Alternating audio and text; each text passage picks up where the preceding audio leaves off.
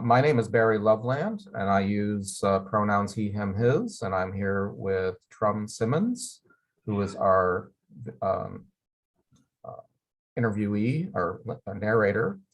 And today's date is, let's see, um, the 15th, right? I think. December 15th, 2021.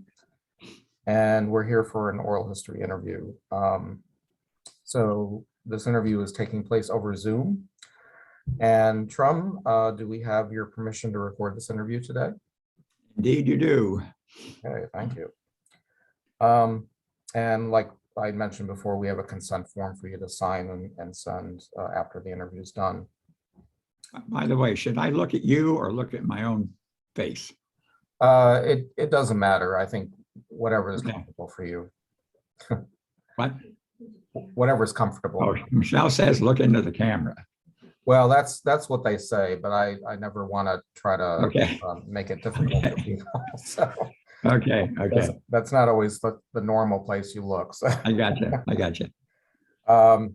So if you would please say and spell your full name and give your pronouns. My first name is Trumbull, Trumbull. I go by Trum. Trumbull L. Simmons Jr. And I go by he, him, his. Okay. And could you spell Simmons? Simmons. Okay, good. We do that for the transcript because some of our transcribers don't hear everything quite right sometimes. So, and what is the date of your birth and where were you born? June 26th, 1944 in Franklin, New Hampshire. Oh, okay, good.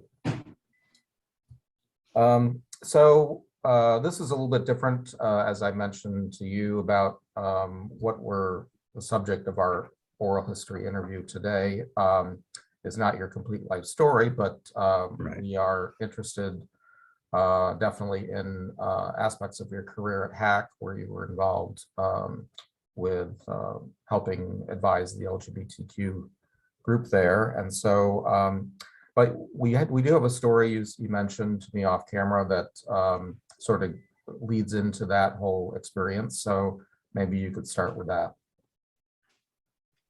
Which story is that? Well, you said you would start out by meeting a student in 1980 that. Let's go back to 1971 when I came to Harrisburg out of graduate school. And in graduate school in the late 60s, I became involved in the civil rights movement, the anti-war movement, and there wasn't a whole lot going on with LGBTQ issues in Nashville, Tennessee when I left, although there were whiffs of that. But I came to Harrisburg in 1971. And in 1973, my ex-wife, my then wife, became president of the local chapter of the National Organization for Women. And in her work with that chapter, she became very interested in and very involved in LGBT issues, mainly from all the lesbian women who were in that group. They weren't all lesbian, but a good share of them were. And she went to state conventions. And so that's really when I started learning in depth, secondhand, although I met many of the women that she knew, in depth gay women. And through the 70s at Harrisburg Area Community College, we knew there were LGBT students there. There was a small group that was meeting, didn't have any name. It was one of the people who helped the counseling services. Met with some people, I became aware of that. They would meet in a room, they wouldn't advertise it, but the word got around that there was a safe space where people could talk. And that's what led to the foundation of the Pink Triangle, which was the first LGBTQ group at Harrisburg Area Community College. And they called themselves the Pink Triangle. We changed that later on. The name was problematic in some ways, but they wanted that, people who were in the group wanted to call it that. And that was established in 1993. When officially established, when the Student Government Association actually recognized them as a student group. And I was advising student government in the 80s. And so I always kept close to student government because I also revised the student newspaper during the whole 40 years I was at HAC. That was my first law, was to revise the student newspaper. And in I mentioned to you, are you familiar, do you already have information on the magazine Crossroads back from the late 1970s that Eric Selvey had out? If you don't, you probably should. Yes, we have copies of their Okay, back good, issues. So good. was there an article about the? Yes. In the October-November 1997 issue, which I still have, the cover story was about gay dollars, in the advance of Fab 97, a look at this summer's gay and lesbian entrepreneurial spirit. But underneath that, nationally, oh, wait a minute, at the top, way up at the top, I'm sorry, it's above the nameplate, education and gay and lesbian issues. And what he did was the writer started with Elizabethtown Area School District, which back in 1996, 97 was having a debate over what their policy should be about LGBTQ students and staff. And so that took up quite a bit of the magazine. And boy, that reminds me, I was in all my classes at HAC, all the English composition classes that I taught, we always paid attention to what was going on outside the classroom. I kept saying, right out that window there, the world, is right out there, but we're going to bring it in here because you're part of that world. So in 1993, I lost my train of thought there. Oh no, sorry. Yeah. So in this issue from 1997, October, November 1997, after the story on the Elizabethtown School District, and they still hadn't decided, and their original policy still stood in 1997. They hadn't been willing to change it yet. But he wrote a piece, Eric Selvey himself, who was the editor and publisher, Starting Over and Doing It Right by Eric Selvey, and under a picture at the top of the page, getting it together at the HAC campus are Pink Triangle members, past president, and then he named the 3 people. So we talked about the formation of this group, and it was in September of 1993 that the student government for the first time recognized as a regular student organization and gave them some money, what was then the Pink Triangle group. And I'll never forget the vote because it was 9-3-3. So 3 abstentions, didn't want to be, out one way or the other, but it was what they thought. But 9-3-3 was a decent result, I think. It showed that enough student government people had come around at that point.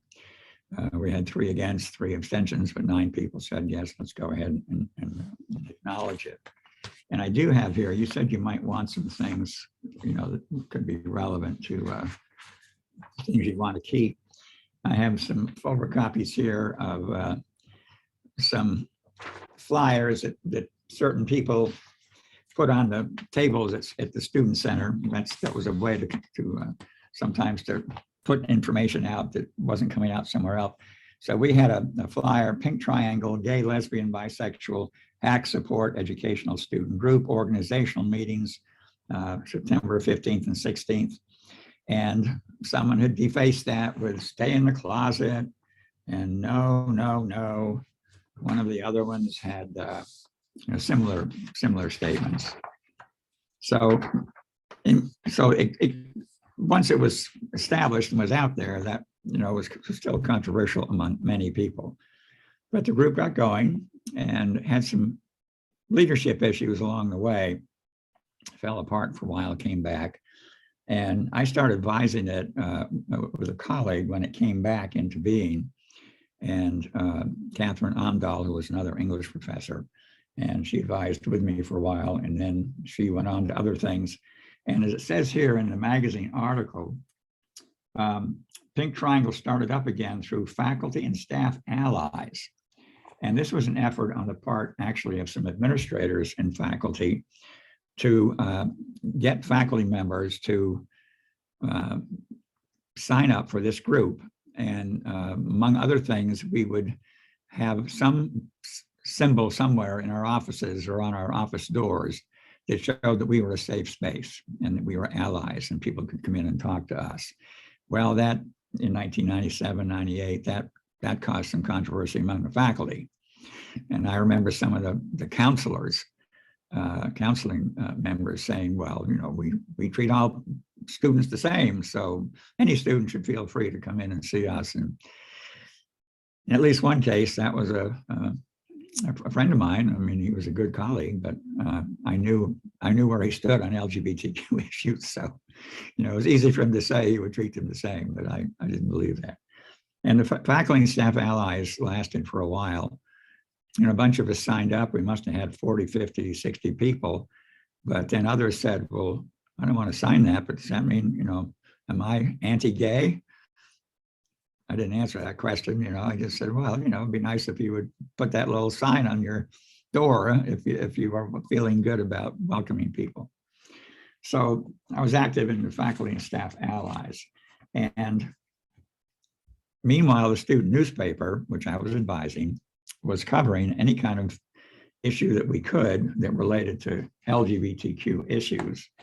And in June of 1996, one of our gay students, and you may know him, Steve Slater, he's still here in the Harrisburg area. June 28th, 1996, Marriage, Not a Privilege Just for the Straight and Righteous by Steve Slater.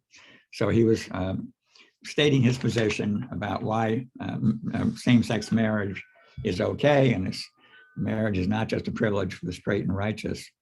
And what was interesting about Steve's piece was he was out to many of us on the campus, but it depended on the situation and the people. He was the first person in the Fourth Estate, the student newspaper, to come out. And it was in 1996 when he wrote this piece, and you got to the next to last paragraph. And he said, the right to marry is not a special right either. The notion that gays are asking to be treated as a minority with special privileges is long gone. The truth is that we simply do not want to be fired, evicted, or denied the right to enter into a legal marriage. I'm not even sure he meant to do that, because I said, hey, Steve, you realize you just came out in this story? And he said, well, yeah, I guess. So that was 1996. And of course, the Pink Triangle had still been going strong at that point. By about 2000, we had several allies, several students who were either their brother or sister was gay, or their mother or father was gay. And these are allies, and they came to the Pink Triangle folks and said, we'd like to be involved in this as well. Is this just for LGBTQ people? And we said no. And they made a case that, well, how about we change the name to Allies? That's what we finally came up with. And, that's not a perfect name either, but it was more simple and meant that allies could feel free joining the group. And that next 2 or 3 years, we had the largest group we ever had because of these people who said, we want to be able to join that. So for the rest of the time that I was advising the group, I advised it for 15 years until we had an actual gay faculty member to advise it. She came to a few meetings, and I said, I've been doing this for a long time. I think they would benefit from someone like you advising the group. And she said, sure, she would, and she did. So that's a brief history of the Pink Triangle, which became the Faculty and Staff Allies. And then Michelle, my wonderful wife, Michelle, when she was a student at Penn State Harrisburg, she took a course in the summer of, where is it? I don't have it here.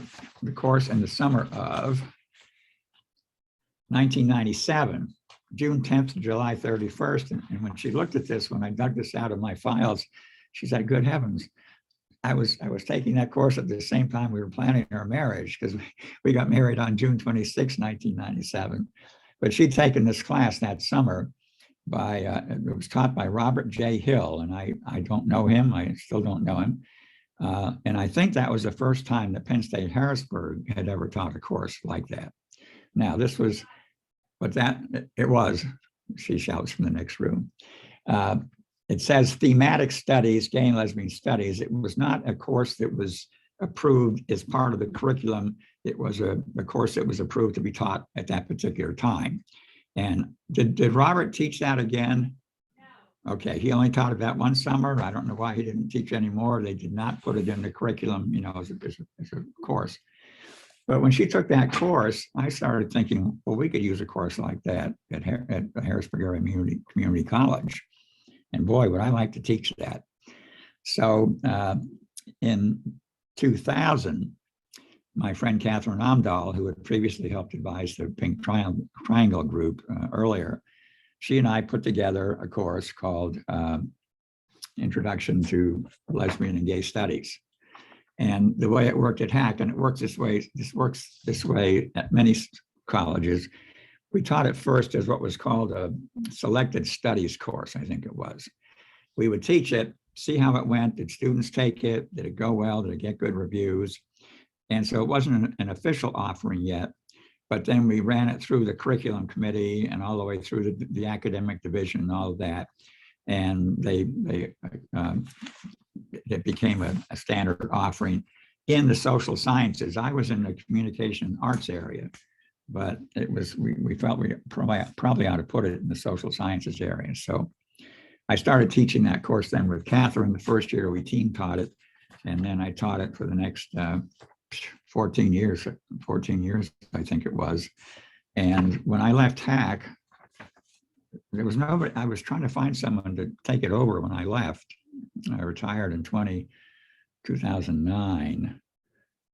2009, I think it was.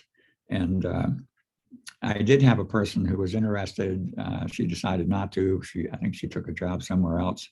And I really haven't kept up with whether HAC is teaching a course like this now.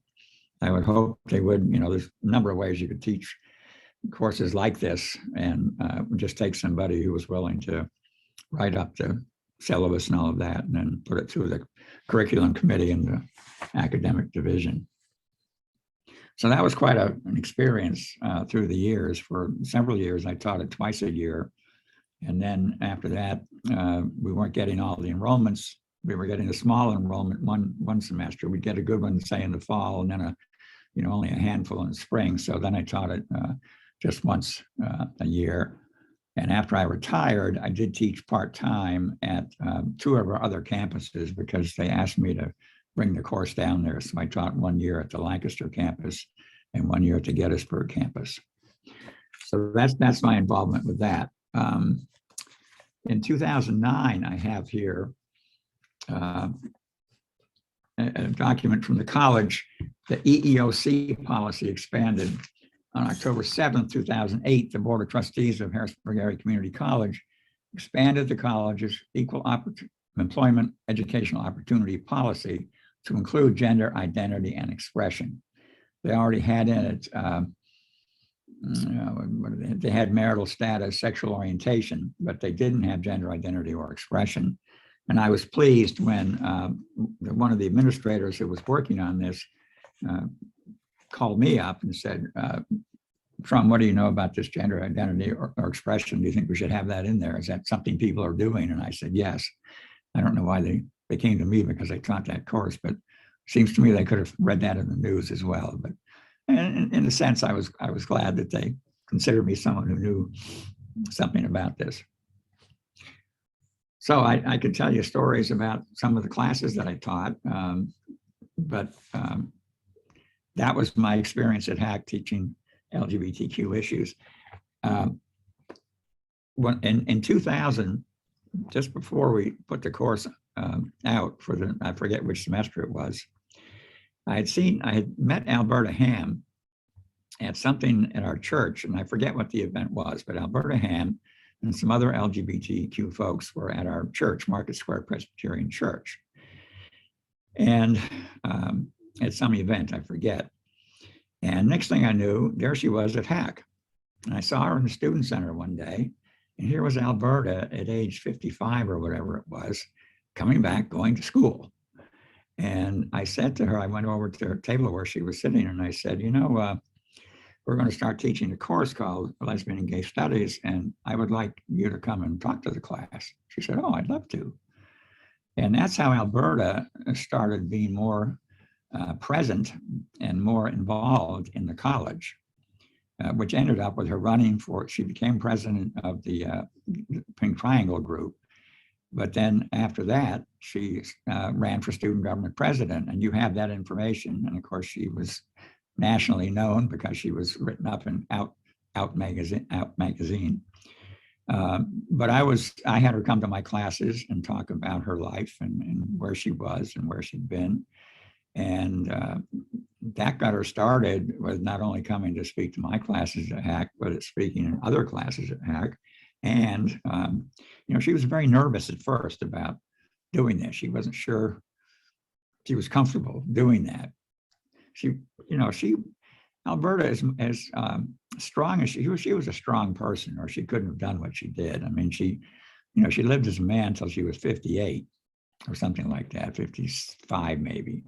I think she had gender reassignment surgery at 58, but that was quite a journey for her. But she ended up, talking to several college campuses around the area, and was well known as a guest speaker. But she ran for student government and she won. There were some, when she put flyers out, that she was one of the candidates. I couldn't find them this morning when I was looking for them, but there were some flyers that were defaced. And, this was terrible. Oh, okay. Michelle just says that Robert Hill, the guy who taught the course at Penn State Harrisburg, he went on to teach at the University of Georgia College of Education. Okay. I don't know if it's good to go down to Georgia or not, and which is more conservative, this area or the Georgia area. That would probably be a tie. I don't know. Anyway, what was I talking about? Alberta, and her speaking engagements and all that, then running for student government president. But she ran, and she did a really good, she won, and she ran a good campaign.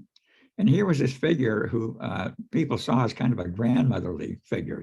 Most of the students were much younger. I mean, we would have students in the student leadership courses and in the student leadership programs who would be anywhere from 18 to 35, 40. But you didn't get too many who were in their 50s. And student government certainly didn't have many in their 50s. But here was this grandmotherly type figure who was running for student government, who was student government president. And most of the students would have been under 25 anyway. A lot of them were, 18, 19, 20. And they loved her. And, she took care of student government in many ways. And Alberta was a salt of the earth kind of person. And the students knew that, and she was easy to relate to. She wasn't sure she wanted to run again for re-election. And that was a tough time because she put out flyers again. Some of these were defaced again. And I have them somewhere, but I couldn't find them this morning. And I remember sitting with her in the student center one day, and she was really down. She was really depressed. She was saying, I just don't know if I want to do this again. And I said, well, Alberta, it's your decision, but you've done a great job. These flyers that you see, the few people who are being vocal, they're a minority. You have the support of the Dean of Student Services, you have the support of the advisor, you have the support of all the students who worked with you last year. And she finally decided to go ahead and run, and she won again. So 2 years in a row, and probably is, I think it said that in the article in Out, probably she was the only one who was out in the country as far as I knew, but I can't keep up with 3,000, 4,000 colleges and universities in the country. So I don't know, there must be other questions. Maybe you have questions for me or. Yeah, just to kind of go back and do some follow-up questions, maybe to the Pink Triangle group to start with. And you mentioned basically how it got started, but who was the first sort of person that ran the group or got involved in starting the group? Well, the story that Eric Salvi did was a decent story, but I don't think he had everything correct. Mhm. So I'm going to look here at the story again and see what he said in the story, because I'm not going to remember. I don't have a file on the going way back that far. Mhm. Uh,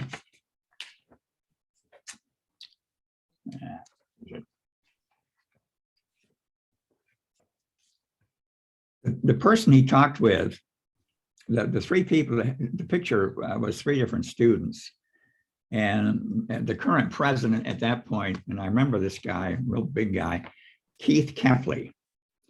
And so he was one of the first presidents of the Pink Triangle, we can say that. And as Eric says in this article, the group went on okay for a while and then fell apart. And I did find in my file a note from Eric about why he felt he had to resign. He just wasn't keeping up with things. It was affecting his studies. And there weren't many people showing up, he said. And so that's why he resigned. And I'm pretty sure that's when Alberta came and said that she could keep it going, that she would restart it and then try to get it recognized by student government. But his name was Keith Kepley, and that's all I know about him. It was a small group, and I think these three, when Eric called me and said he wanted to come over to the campus, interview us, that may have been the only three left. I don't know. He took a picture of them, but he also talked to Catherine and me as well. So Keith Kepley was Keppley. Okay. Do you know what kind of activities the Pink Triangle group got involved in? Yes. The Pink Triangle, and talks about this in the article, there were people who wanted there were people in the group who wanted the group to be basically a support group, just to meet and to support one another. However, there were some other people, a little more politically active or aware, who thought, no, we ought to be talking to the rest of the campus as well and making the campus aware. So that was a debate for a while. And the group really turned into, by the time we called it Allies, it was certainly it was support for each other, but it was all about educating the campus and being out there. We started, I can't remember what year it was, but that group started the Coming Out Day. This would be back early 2000s. And what we did, and I was able to do this as a teacher, I could talk to my classes about this and talk to student government and get more interest in it. We really had a coming out week, but we did on Coming Out Day, hand out flyers. A group of us would sit out by the clock tower, which was a place where people passed by in between classes, and we'd pass out little flyers about what Coming Out Day was all about.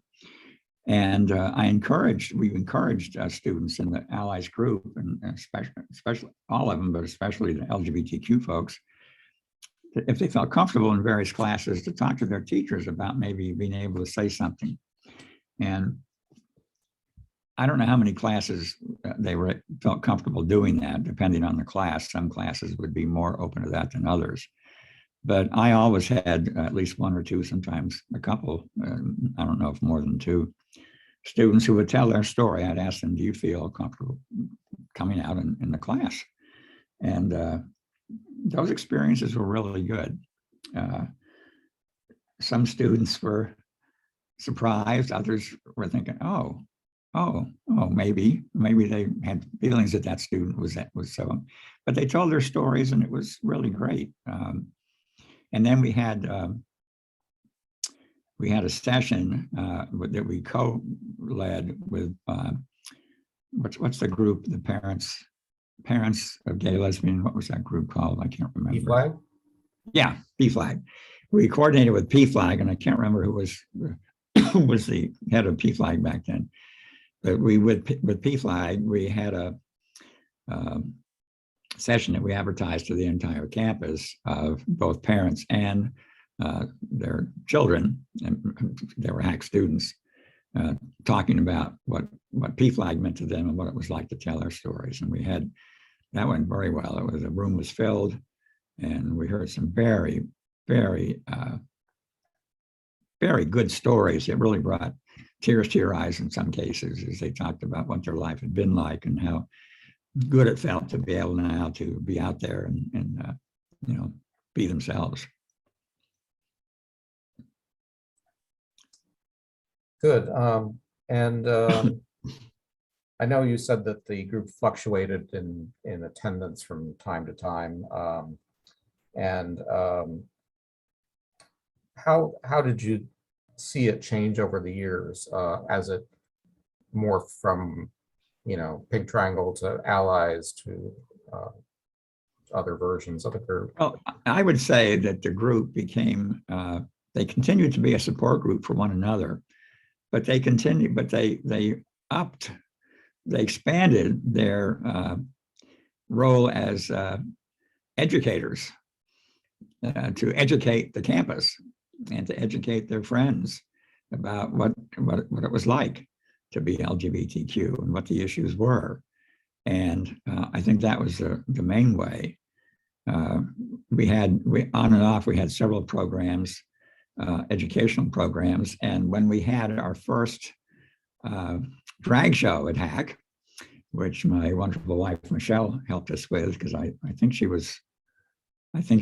was when she was the 3 years she spent at Common Roads, director of Common Roads.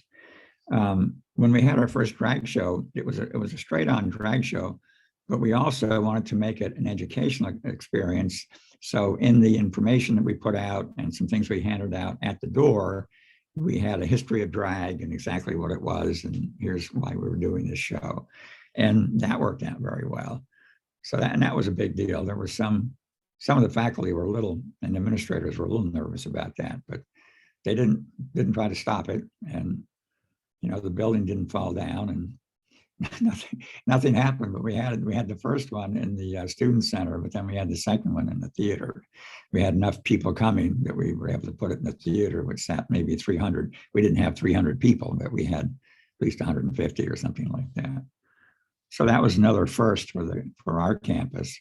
So it was things like that we did, and I can't remember all the different things we did. Some years were better than others. Some years, in terms of education and being out there on the campus, some students, some groups were more interested in that than others. That's my answer to that question. Great. Sorry. That's okay. Fine.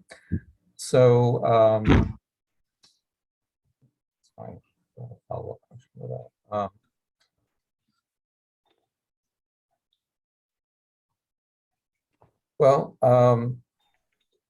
Maybe we could turn back to Alberta, her story as well. Yeah. And do you recall what Alberta's reason was for wanting to get involved more with the Student Government Association? Alberta was definitely a leader and was interested in leadership. I used to tease her about her work with Montgomery Ward. She worked at Montgomery Ward for a while, and she was up in, she came from up north. The town will come back to me in a minute. But then she moved down to Harrisburg, but then into Montgomery Ward, but then Montgomery Ward went out of business. And so that was the end of that. And really that led to her wanting to come back to school as well. But at Montgomery Ward, she won a national award for selling the most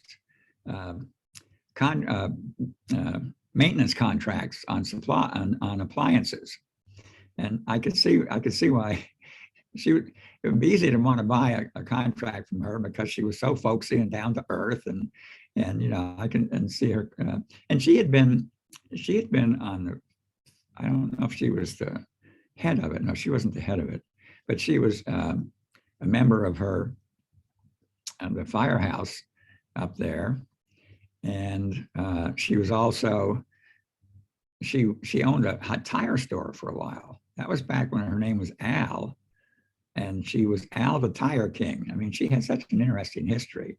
So she had interest she was a person who could take charge of things. I think she was a JP for a while too. I mean, she was so busy doing things. And she thought she had these feelings, thought she was gay, didn't want to be out. Oh, Shell wants to put in a plug for, she's not supposed to be listening. She's in her office, which used to be it used to, it doesn't matter what it used to be, it's now her office. It's a room downstairs here because she works from home most of the time. Hope Cook was instrumental in getting the drag shows off the ground. She now, Michelle says she now advises allies. I don't, during COVID, student groups have had a tough time during COVID.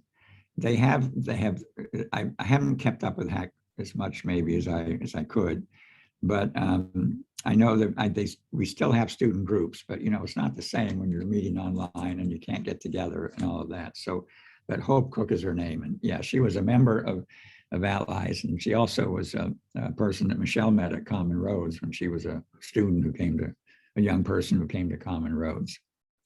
Anyway, I'm sorry, where were we now?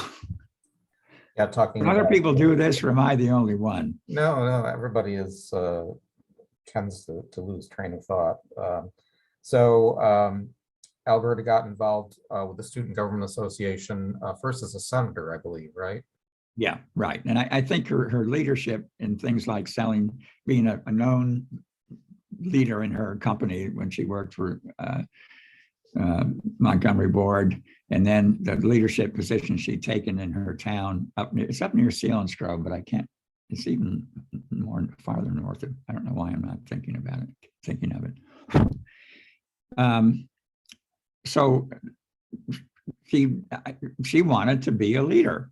And boy, the first year of her presidency, but actually both years, but in the first year, she got to know the college president really well. Now, the student government president usually met with the college president occasionally, and sometimes they set up monthly meetings. Alberta made sure, the president's name at that point was Dr. Edna Berry, and she made sure that she and Edna got along well. And so, she wanted to be a leader on the campus in more than just as a student government leader. She wanted to be recognized as someone who knew the administrators, and sometimes she could be a little bit, when she felt something ought to be done a certain way, she could be a little too strong about that maybe, but she did fine.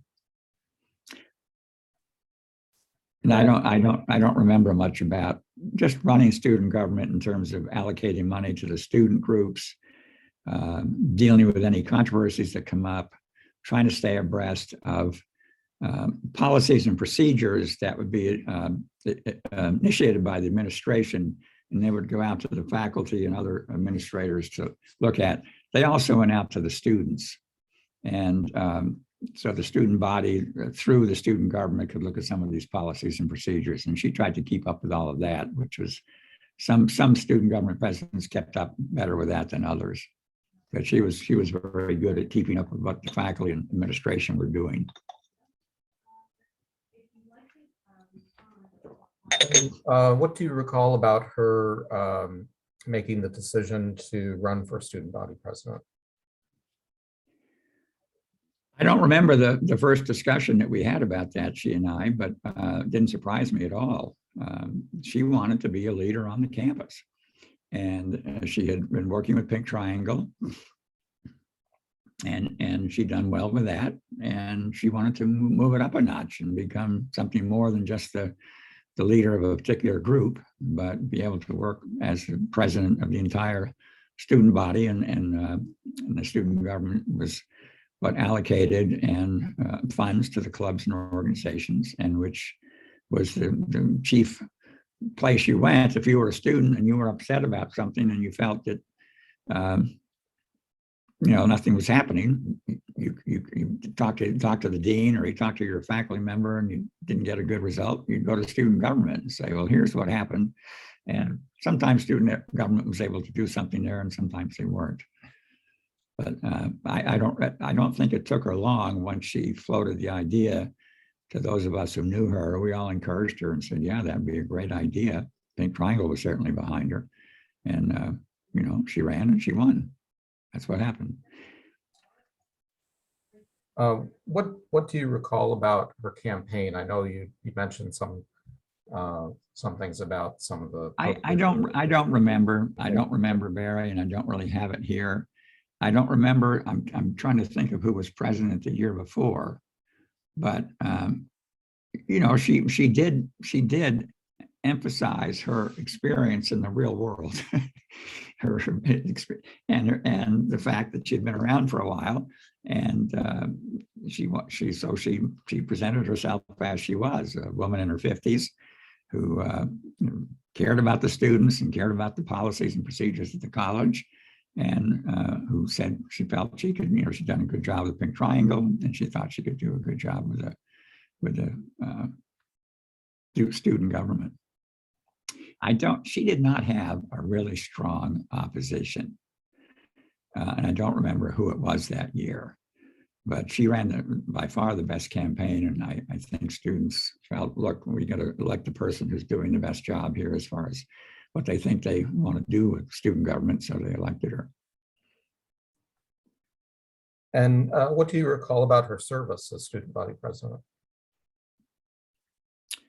Well, student government always has its ups and downs, and let me put it this way, you've got anywhere from 10 to 15, 20 at the most student senators, and they form committees. And then the executive branch of the student government, the president, vice president, secretary, and treasurer, they are the leadership team that try to get all the other students to do their jobs, the various jobs that the senators have. And so one of the things that Alberta did that was really important was, I don't remember right now offhand who the others were, but she had a good leadership team in terms of the executive committee.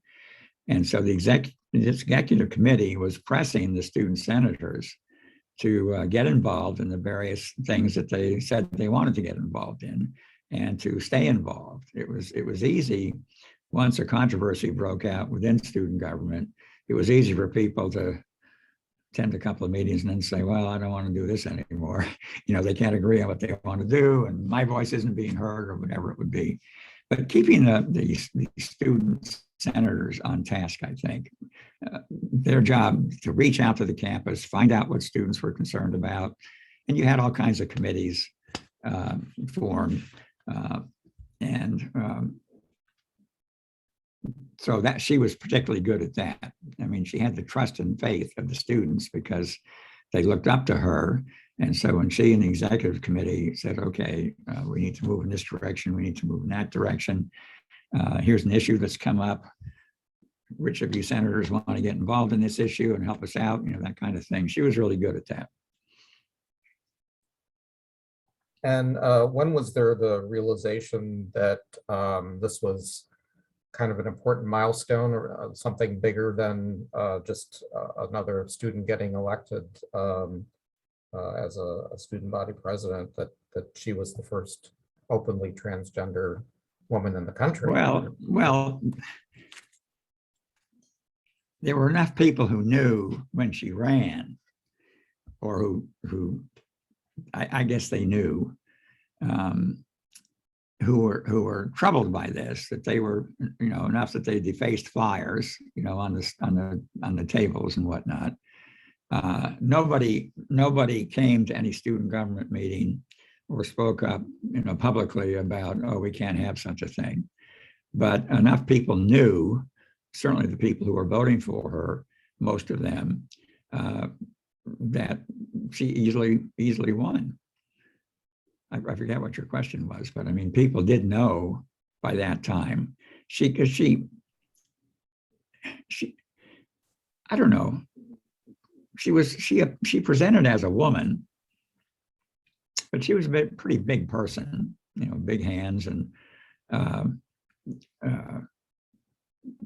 it was more easy to see her as perhaps a trans person, I think. And she also, by the time she'd run for student government president, and by the time she was in office, she was doing even more to do what she loves. She was loving girly things, and she wanted to make sure she wore girly things, and she would talk about her makeup and all that stuff. And it wasn't until, well, I'm pretty sure that she started presenting as a woman when she was 58, But it was not long after that that she wanted to have surgery. And she was trying to figure out how to get it because it was expensive. And to make a long story short, because she was doing all this research and talking with people in Harrisburg and whatnot, she ended up going to Canada for reassignment surgery. And she said that was relatively inexpensive compared to what she was hearing, what she'd have to pay around here. So she went to Canada and came back, and that was a really big deal. And when she did that, a friend of hers who was a counselor, a psychiatrist whom we knew, and who had a farm, we were all invited. I don't know how many of us were invited, but people who knew Alberta and were close to her. She wanted to get baptized and with her new name. She already had the name, but she wanted to get baptized. As now that she'd had her surgery. And so we went out to this farm where she had a swimming pool, and Alberta was baptized in the swimming pool. I don't know if Alberta saw herself as fully a female then or what it was, but this was a big moment in her life, and it was quite moving. Okay. Was there a lot of excitement about the Advocate article when that came out? You know,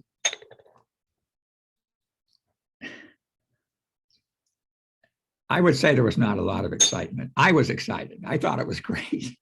And so with the influence that I had both in the class and out of the class, I did what I could to make sure everybody understood, look at this, we've got national recognition of Alberta Han as openly, I think they said, didn't they say the first or something, openly transgender student body president.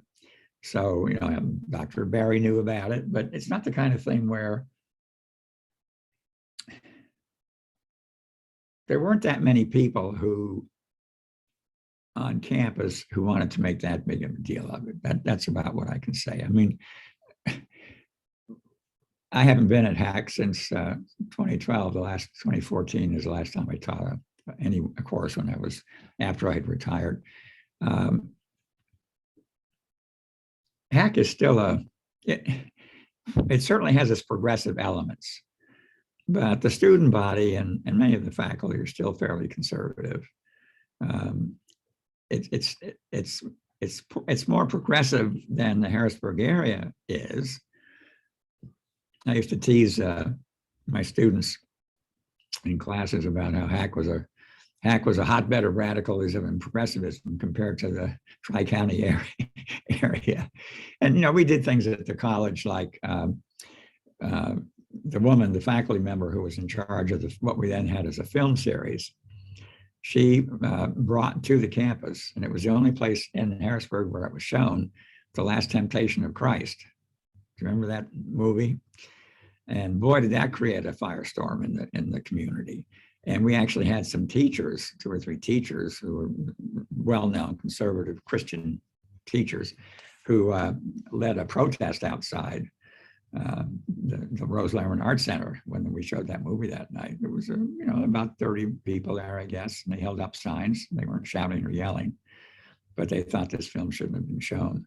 So, HAC has always had progressive professors and students, but in the main, it's a pretty conservative place, I would say.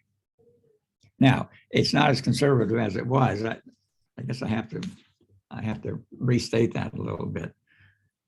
When Ken Woodbury, our first gay president, came to Harrisburg Area Community College in 1982-83, when he came to interview, Ken Woodbury came with his wife, and he did have a wife. He was a dean, an academic dean at Mercer County Community College in New Jersey. And he brought his wife with him.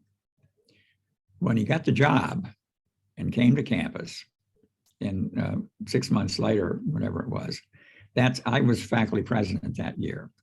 And I wanted to meet Ken, and I hadn't met him yet. And I knew he was living down on Green Street. And the word was, he had put the word out that he had come here with his cousin Al. Well, a lot of us were intuiting here that Ken was probably gay. And we thought, I don't know about this cousin Al. We'll see. So I love this part of my story. I just love this. I went down to his house on Green Street and I knocked on the door. Who should open the door but cousin Al? And here's Al Longmuir in shorts with a Provincetown t-shirt on, and he's vacuuming. And I thought, oh, this is cousin Al. And we had a nice chat. And Ken was coming back later. And later on that day, I went and had a nice time in the backyard. But he was not out in that first year. And Jim Terry, who was the vice president of the faculty, and I was the president. Jim Terry and I were, back in that day, you could be in touch with the board of trustees and actually meet with them, go meet with the chair of the board of trustees, who at that time was Jim Evans, Bruce Cooper and Jim Evans, the leaders who brought HAC to Harrisburg. They went around to all the school districts and got the school districts to buy into this idea that we needed a community college. So the student center was named after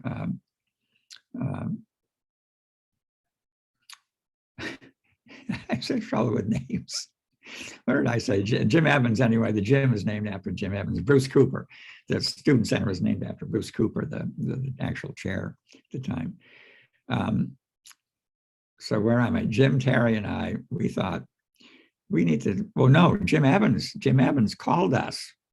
These days, faculty have a lot less chance to get in touch with the board because the college has become more and more, I'm going to say, a little more corporate.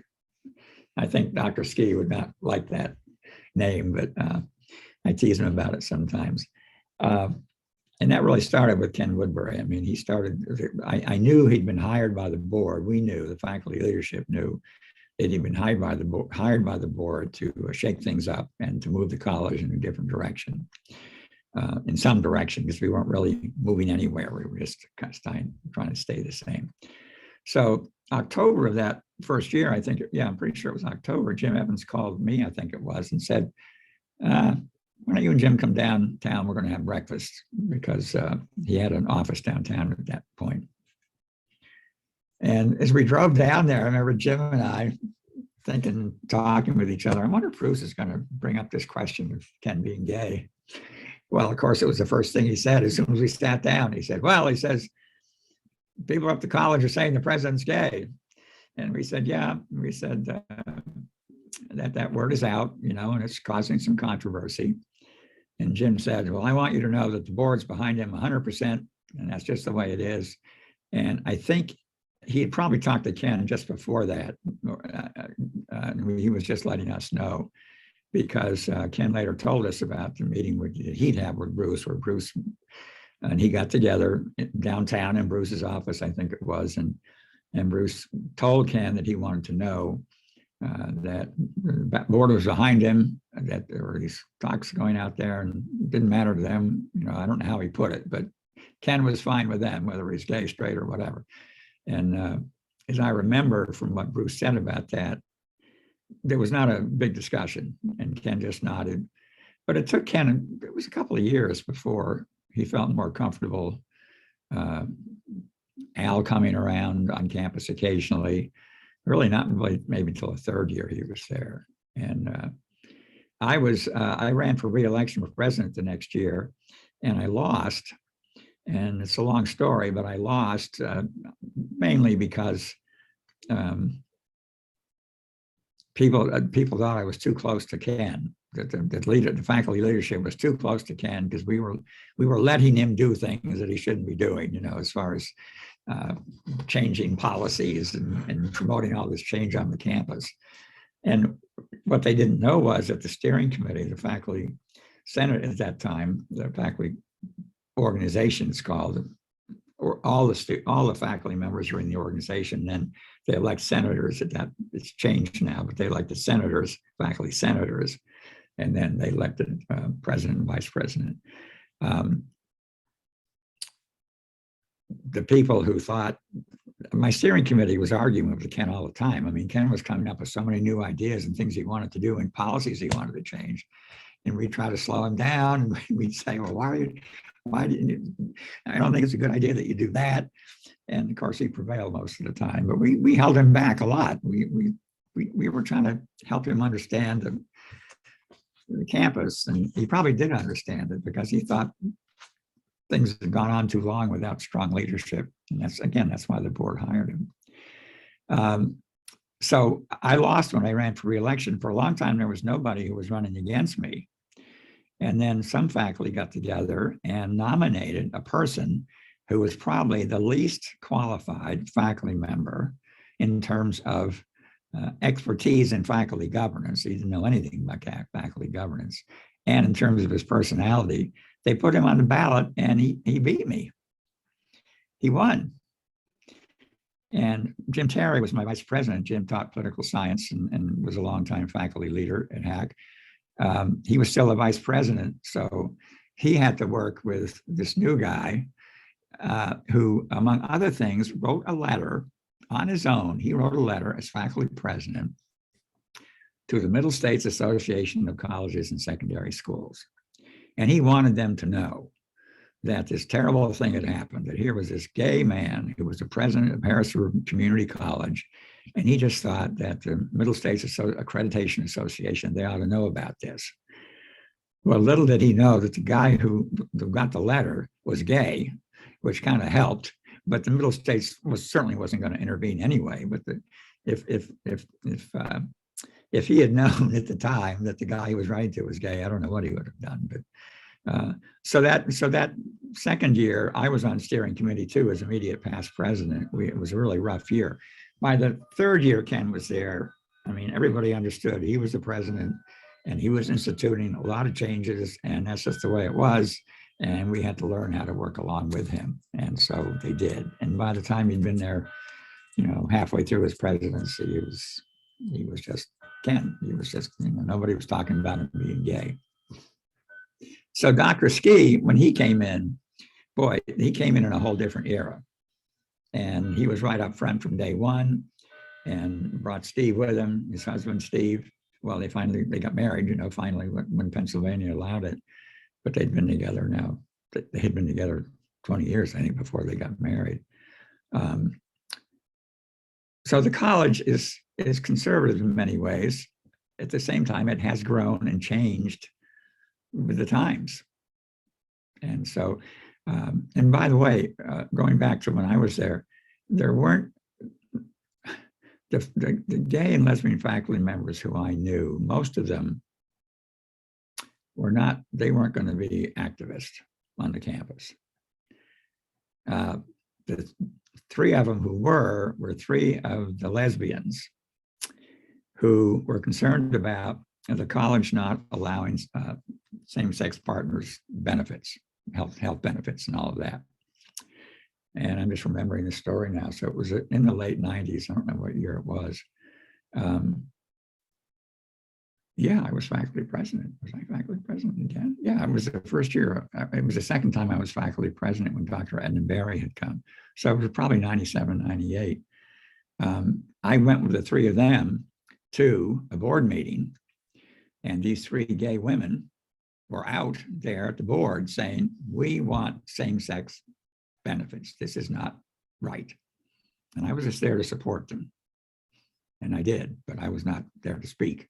I said a couple of things, but it was their show. So, and that was the first time we actually had some strong activism on the part of some of the lesbian faculty at that point.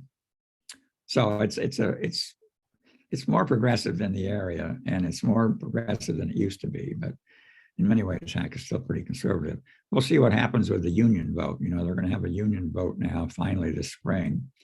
And I think the union may prevail. So, they've already had a vote of no confidence in the president, not because he's gay, but because they don't think he's treating faculty well enough. And I don't know, you may or may not be aware, college presidents across the country are getting no confidence votes, right and left. And if a president has the board behind him or her, the no confidence votes don't mean it much at all. And Ski has the board firmly behind him.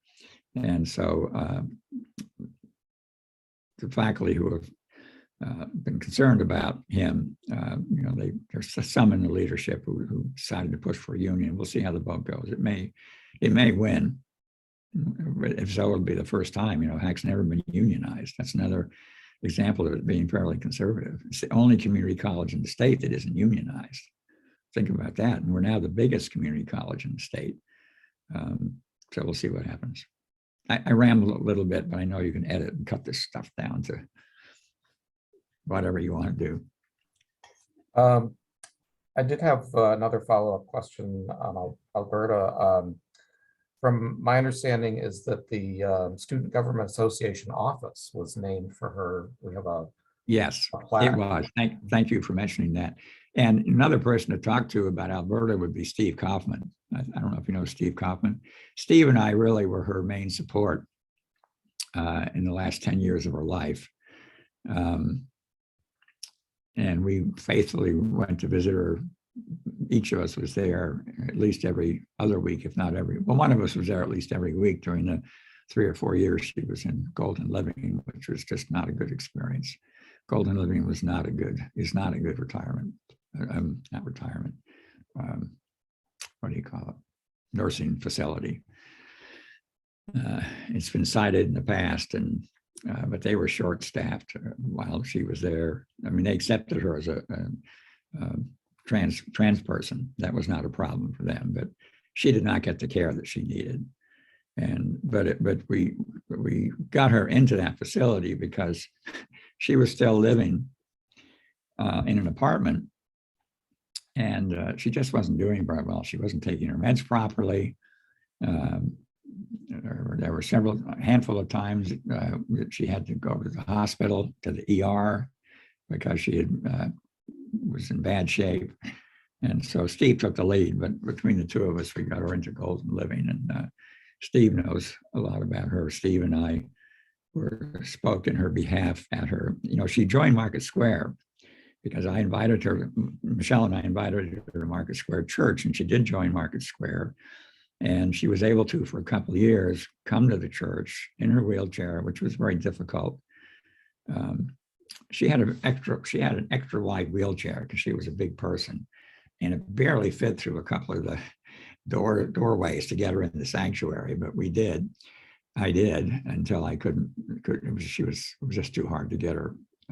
So she stopped coming to Market Square, but the pastors continued to go to Golden Living to meet with her and see how she was doing and pray with her. And Steve and I went with her as well. He would remember things about her that I would not, but we were there for her memorial. We got a memorial service together for her with the help of Kelly, who was the associate pastor there and who was out as a gay woman. Kelly, what's her last name? I know her name so well. I hate this. This is the latest problem I'm having with my 77 years. Anyway, so Steve Kaufman played a key role in helping her in the last 10 years of her life when she was not doing well.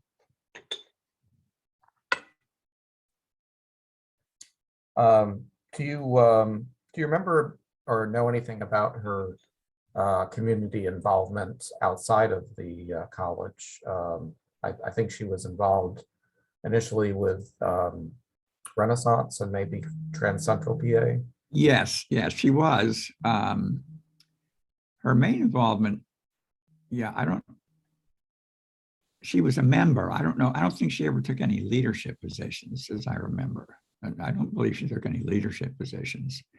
She was very active in her church. What's the name of the church? The LGBTQ church. MCC? Yeah, MCC. In fact, she left MCC because of disagreements that she had with some of the other leadership at MCC. That's how she got to Market Square. She didn't feel comfortable at MCC anymore because they weren't listening to her. They weren't doing what she wanted them to do. But I don't know as much. I don't know that she had heavy involvement, but I could be wrong about that with Trans Central and Renaissance. I'm sure she was involved, but I don't know if she took any leadership positions. Any other recollections or stories that maybe we missed covering that you wanted to bring up? Well, she was such a strong person and had a strong mind about what she wanted to do and the way things should be. So she was in that apartment building that, it's on Verbeck in front. It's on Second, no, it's on Front Street, Verbeck in front, I think it is. 11-story building there, because she was up on the 11th floor, I think it was. But she was riding her electric wheelchair all over the place. And she was driving that to downtown Harrisburg and occasionally out to Walmart on Jonestown Road when she shouldn't have been doing either. And occasionally you would see her driving down Second Street is one thing I remember, or driving up Second Street, either way, and a flag there. But she would be going too fast and going over, bumpy things. And we were all convinced she was going to kill herself one of these days. So finally we had to get her to stop doing that. And they took it away from her once she got to Golden Living. They said, no, we don't want you out there motoring around. You're going to be in a wheelchair and you can wheel yourself around in here. You can go outside where we have people go outside, but you're not going to be going to Walmart. And you're not going to be going. And that's just an example of her. I mean, Steve and I used to worry so much. And I forget how we finally got her to stop, but we did get her to stop. That's just a typical story about the kind of person she was. She wanted to be independent to the end, and she really hated it. She couldn't be. The first couple of years of Golden Living, she did take on some leadership. I remember one thing she did was every morning she read the news from the newspaper to everybody who wanted to show up. So there was a activity room, an activity area. And so, at 9 o'clock or whatever it was, 10 o'clock, if you wanted to hear the news of the day, Alberta would be reading the news to you. And she did some other things there at Golden Living the first couple of years, but I can't remember what they were. Everybody knew her, of course, because she was very congenial.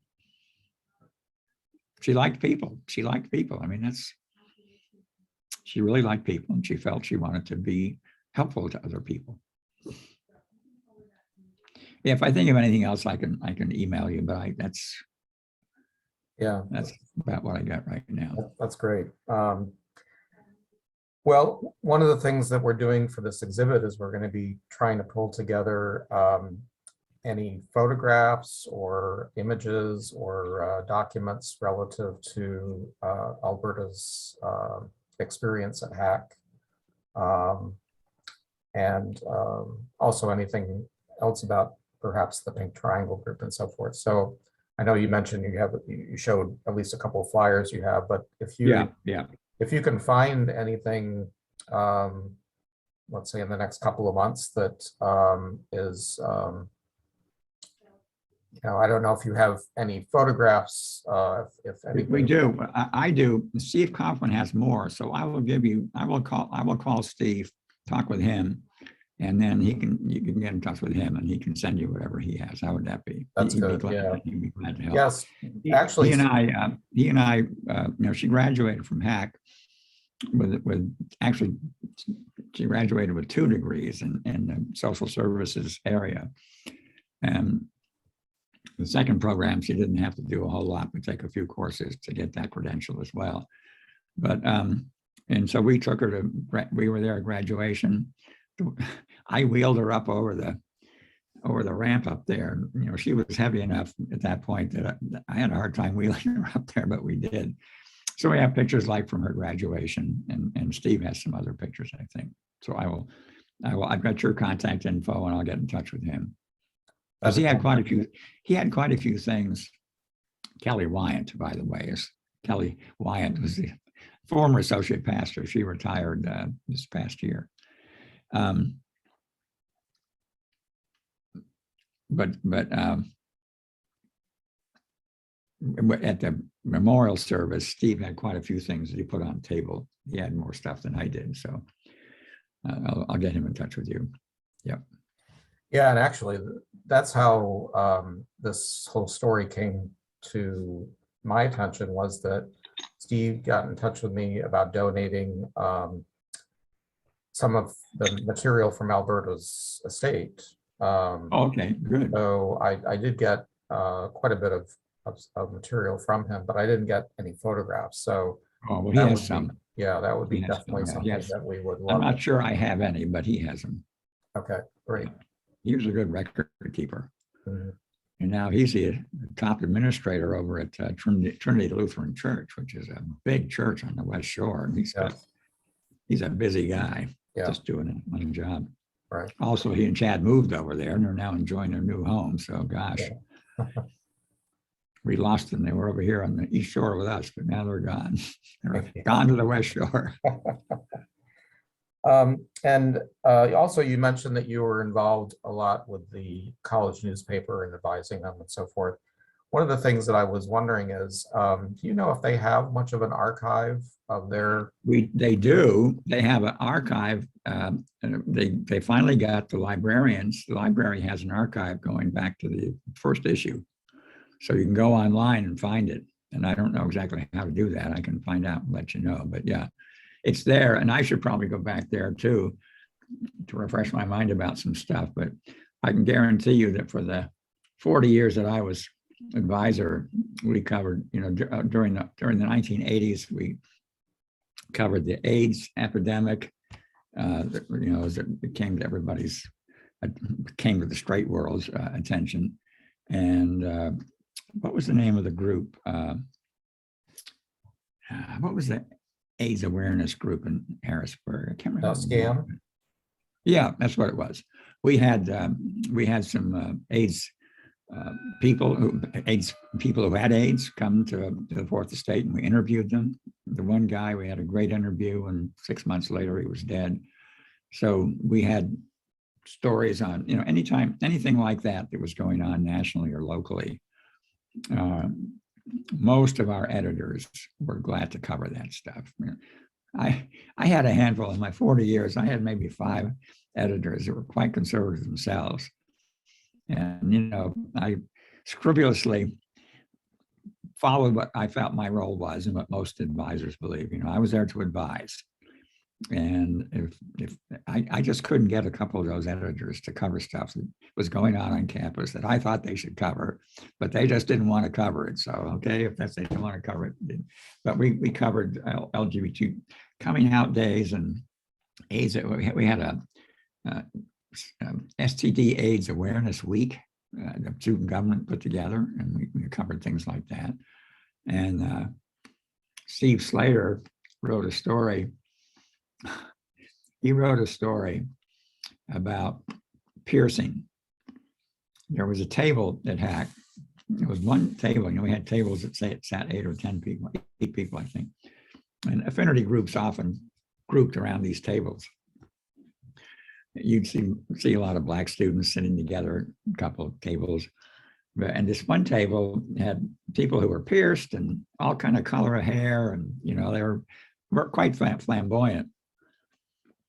So Steve, we talked at the Fourth Estate about this. Why don't we do a story on, and this was back when piercing was relatively new, at least new to a conservative area. So he did a story on piercing, and the picture was of a guy who had his nipples pierced. And so the picture we ran was this guy holding up his shirt, and that caused some controversy on the campus. But Steve said, well, he had some piercings elsewhere that we would not have taken pictures of. So if they thought that was bad, we could have done something else that they really would have been shocked. But his story began with a sexual metaphor as to this person's lying on this table. It's a woman, she's lying on this table, and this tool is inserted, and she's making these noises. And boy, did we get in trouble for that, because between that lead, I told him, Steve, I don't think, we all told him, several of us told him, Steve, don't do this.